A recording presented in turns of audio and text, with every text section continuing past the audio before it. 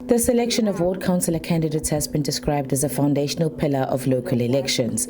It's a crucial step as chosen candidates will become the immediate point of contact between residents and their municipalities, whilst also serving as the visible face of the parties they represent. Some parties in KwaZulu-Natal have already concluded their candidate selection, whilst others are near completion.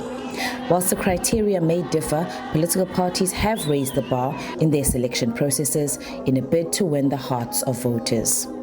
The Democratic Alliance is using a merit-based process with aspirant candidates required to do interviews and competency assessments. It has also emphasized candidate accountability from the onset. People understand that there's accountability. The minute they understand that there's supervisions, there's somebody who's keeping an eye on them, is the minute you will get the best result. Is the minute everyone out there will say, if I don't do my job well, then the party will kick me out. We are the only party that fires councillors. We don't keep a councillor that is not working. We don't keep the councillor that is ill behaving, because we want to make sure that the dignity of the organization remains, and that's how people believe in us. That's how people respect our organization, because of our principles and our values on the table. Other parties like the ANC have not only introduced stricter educational qualification requirements for its candidates, but have also tightened its rules to prevent the manipulation of the selection processes.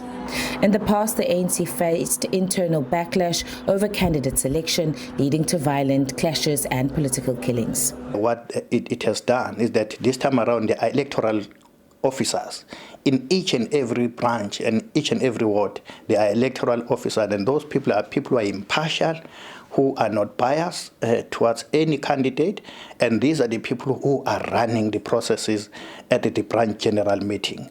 And before, it used to be run by the leaders of the ANC. But this time around, the ANC said we need people who are impartial, who are not going to be participating or not have an interest in the process. In an effort to rebuild community trust, some parties have expanded their nominations to non-party members.